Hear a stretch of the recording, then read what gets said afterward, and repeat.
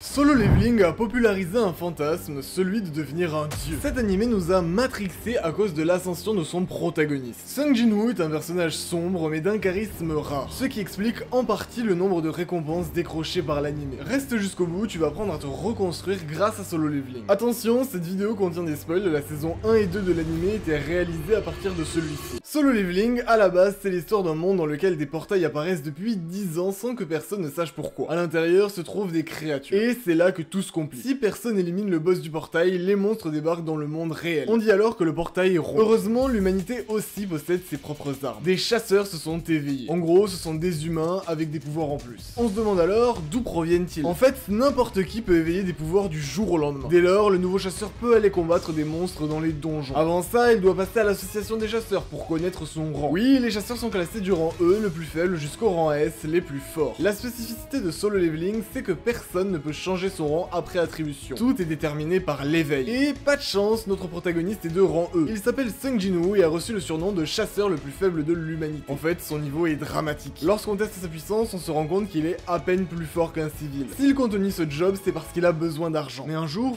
tout change. Dans un donjon, il lui arrive quelque chose d'étrange. Aux portes de la mort, une force mystérieuse lui propose de devenir un joueur. Il accepte pour survivre, sans pour autant savoir dans quoi il s'engage. Pourtant, à partir de cet instant, il devient le seul chasseur capable de progresser. À travers des quêtes quotidiennes, il renforce ses statistiques comme dans un jeu vidéo. Son entraînement n'a rien de magique. Il doit réaliser tous les jours 100 pompes, 100 abdominaux, 100 squats et 10 km de course. Évidemment, il obtient également des récompenses quand il combat des monstres. Et personne, pas même les spectateurs, n'aurait imaginé à quel point il progresserait. La force qu'il développe le pousse jusqu'au sommet des chasseurs. Il s'entraîne, combat et recommence jusqu'à avoir dépassé chaque ennemi qu'il rencontre sur sa route. Et le contraste avec le départ rend cette évolution jouissive. Quand il se réveille à l'hôpital, après le donjon où il est passé à 2 doigts de la mort, même sa sœur préfère qu'il l'arrête. Il passe son temps à se blesser. Mais c'est aussi à ce moment-là que commence son ascension fulgurante. En l'espace de 12 épisodes, il passe d'un garçon faible et pauvre à un riche homme beau gosse surpuissant. Sauf que voilà, ce n'est pas une bonne chose pour tous les spectateurs. Je m'explique. Au Crunchyroll Anime Awards, cette année, Solo Leveling a réalisé une performance historique avec 13 nominations. Parmi eux, il en a gagné 9, sans même parler de son buzz monumental sur les réseaux sociaux. Et encore, attendez de connaître les thèmes. Il remporte le prix de l'animé de l'année, de la meilleure nouvelle série, du meilleur animé d'action, de la meilleure musique, de la meilleure séquence de fin, du meilleur doublage anglais, en sachant que même en espagnol, en portugais et en hindi, c'est lui aussi qui a gagné, et surtout du meilleur personnage principal. Sa domination se fait sans partage. Et c'est pas tout. Il gagne aussi le titre de la Best Anime Series l'année dernière pour le Astra TV Award. Tout le monde a apprécié Solo Leveling.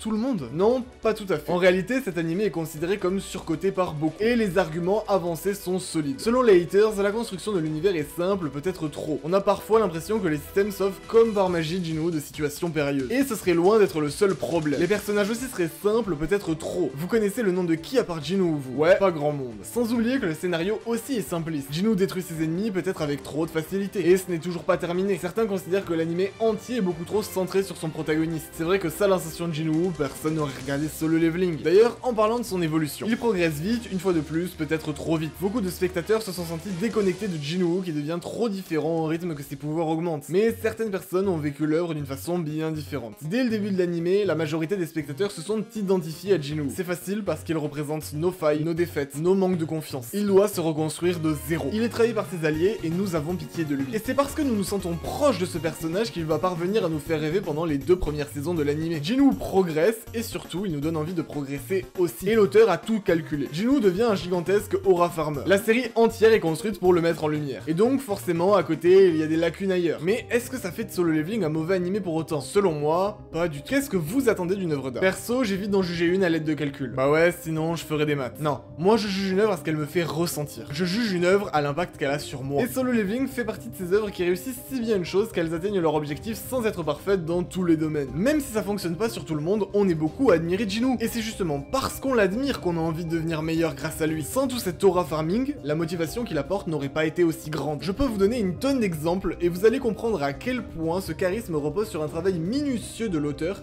qui a fait briller son protagoniste à chaque fois qu'il le pouvait. Déjà, dès l'épisode 4 de la saison 1, sa transformation est remarquée. On assiste à une scène où des infirmières discutent ensemble de ce patient au progrès monstrueux. C'est indiscutable. Il est entré à l'hôpital misérable, il en est ressorti en étant une personne complètement différente. Bam, regardez-moi ses abdos. Et cette évolution semble aller beaucoup trop vite, même pour lui. Il ne prend pas encore conscience de la personne qu'il est en train de devenir. Une des infirmières lui demande son numéro, mais il ne perçoit pas les intentions qui se cachent derrière. Et ça, c'est que le début de la saison 1. Pour ne pas devenir cible, il choisit de cacher ses capacités. Il est par conséquent séquences sous-estimées, mais on sent une excitation grimper en nous parce que nous, on sait. Il devient meilleur à la force de ses efforts personnels. Pourtant, il possède une armée de soldats loyaux. Durant sa quête, il devient monarque des ombres et peut placer sous sa coupe les ombres des ennemis qu'il a vaincus. Et alors, que dire de l'aura farming pendant les combats? Durant la saison 2, c'est les monstres qui ressentent de la peur quand ils le voient arriver. Et quand je dis ça, c'est pas une hyperbole. Le fait pour Jinwoo de savoir si les créatures des donjons connaissent la peur est mis en avant durant un épisode. Face à un boss qu'aucun de ses alliés n'était en capacité de vaincre, il repart quand même du combat les mains dans les poches sans même achever son ennemi. Il laisse un de ses soldats s'en charger, ne se retournant même pas pour vérifier que le travail a été réalisé. Et je vous arrête tout de suite. En tant que spectateur, on sait que ces actions sont pas des bons choix et sont même surréalistes. Mais wow, c'est stylé. C'est exactement comme je vous l'ai dit dès l'introduction. Chacun a déjà rêvé d'être si fort, si puissant, si inarrêtable qu'il serait libre d'agir comme il le voudrait sans aucune contrainte extérieure. Cet animé alimente notre fantasme de surpuissance. Surtout que même si Jinwoo possède des buts qui évoluent tout le long de l'histoire, il est motivé par un désir profond. L'ex-chasseur le plus faible de l'humanité adore combattre. On le voit quand il est encore incognito et qu'il se retrouve dans un donjon en tant que ramasseur de cristaux. Dans cet épisode, il veut aller voir ce que vaut le boss pendant que les autres ne peuvent pas l'observer. Pourtant, la guilde étant en train d'exploiter le portail, il ne peut pas tuer le boss sous peine qu'il se referme. Par conséquent, il n'y va pas pour gagner des récompenses avec le système, mais juste pour se battre. D'ailleurs, ce n'est pas la seule fois où il se retrouve à participer à des raids en tant que rang E. Dans un donjon de rang A où se trouvent des orques, il accepte un poste pour porter des sacs. Eh, Jinwoo, c'était un mec ordinaire quelques mois en arrière. Il dit pas non à un peu d'argent facile. Le truc, c'est que quand, comme d'hab, la situation devient plus difficile que prévu, il sort tout le monde d'une situation totalement désespérée. D'abord, sans se faire remarquer, puis quand une armée d'orques se dresse face à lui, il est obligé de révéler une partie de ses gigantesques pouvoirs. De toute façon, ces cachotteries ne pouvaient plus durer. De plus en plus de personnes commencent à être au courant. Et il décide ainsi, pour avoir accès à des donjons de plus haut niveau, de se faire réévaluer. La machine qui calcule le mana plante devant sa puissance aberrante. Il devient rang S, le 10e de Corée. Et bien sûr, c'est un événement national. Dès qu'il sort des locaux du centre d'évaluation, il est retransmis en direct à la télévision. Quand ses exploits sont révélés, il choque l'ensemble de ceux qui le connaissaient ou qui l'avaient croisé sur son chemin. Et bien sûr, on se délecte. Il a fait taire tous ceux qui se moquaient de lui. En plus, l'histoire est construite d'une manière qui fait qu'on n'est pas encore sûr à ce moment-là qu'il va vraiment être catégorisé comme rang S.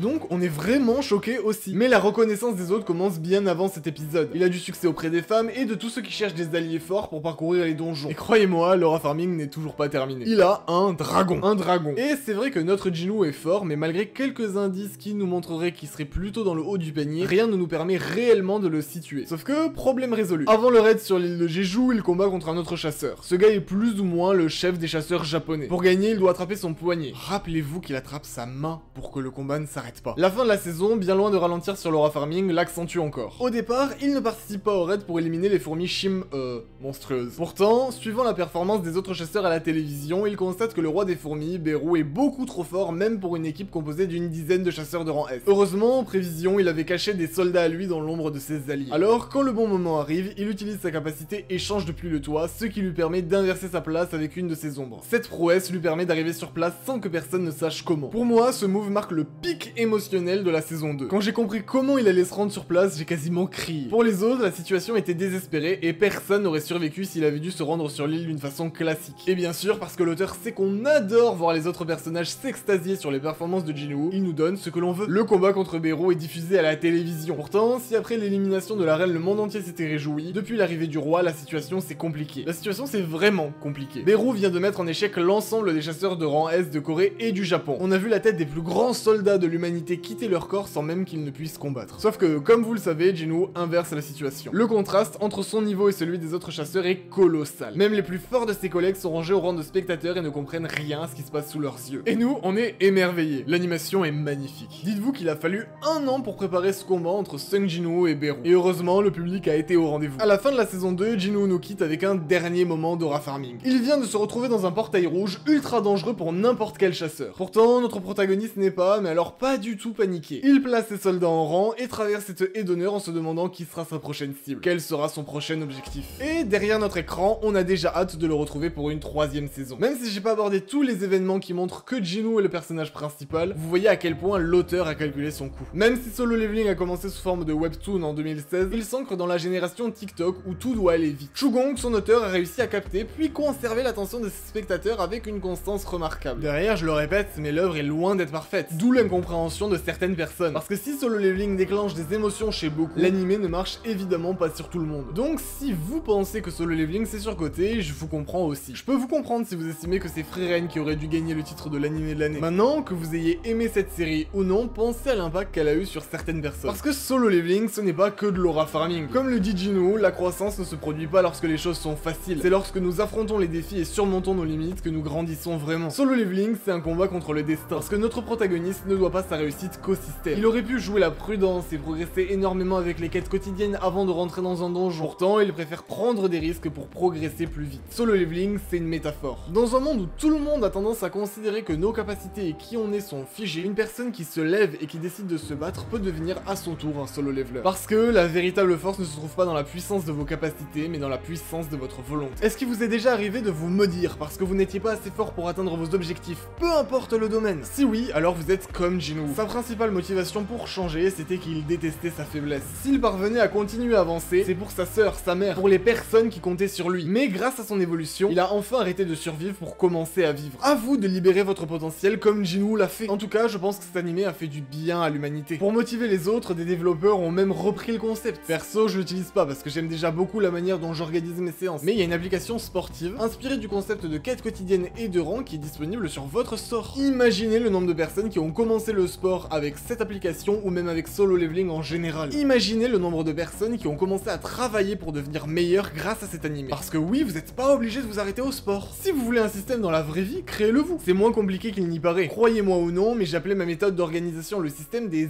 années avant que je regarde Solo Leveling. Après tout, un système, c'est juste un ensemble de pratiques organisées en fonction d'un but. Et peut-être que ça a joué. Peut-être que ça explique pourquoi ça a particulièrement résonné en moi. Pourquoi, en regardant cet animé, j'ai ressenti une telle bouffée de motivation. Parce qu'il m'a rappelé une chose si essentielle qu'elle donne à mon sens tout son sens à nos existences. On choisit ce qu'on désire être. Peu importe qui vous avez été jusqu'à maintenant, si vous vous levez et que vous commencez à vous battre pour devenir la personne que vous désirez être, vous finirez par la devenir. Et ça, c'est un message qui me tient à cœur. C'est pour ça que quand j'allume mon ordinateur le matin, la première chose sur laquelle je tombe, c'est mon fond d'écran Solo Leveling. La dose de motivation que ça m'apporte le vaut bien. Malheureusement, j'ai une mauvaise nouvelle à vous annoncer. Aucune date de sortie n'est encore annoncée pour la saison 3, mais certains parlent déjà de 2028, car les saisons 1 et 2 de l'animé ont été réalisées de concert. Bah ouais, si ça prend un an pour réaliser le combat entre Beru et Jinwoo, il est normal que la saison suivante n'arrive pas tout de suite. Et vous savez quoi? Moi, ça me dérange pas. Évidemment, j'aurais préféré l'avoir avant, mais je préfère que le studio prenne son temps et nous sorte la masterclass que l'on attend tous. Certains pensent que Solo Leveling est un effet de mode, et qu'en 2028, l'animé sera mort. Je pense que ces personnes sous-estiment l'impact durable que Solo Leveling aura sur ses spectateurs. En tout cas, je serai au rendez-vous lors de sa sortie, et j'espère que vous aussi. Merci d'avoir regardé la vidéo, n'hésitez pas à liker et à vous abonner, parce que je vais vous lâcher des bangers comme ça toutes les semaines, et ce serait dommage de les manquer. Je compte sur vous, ciao!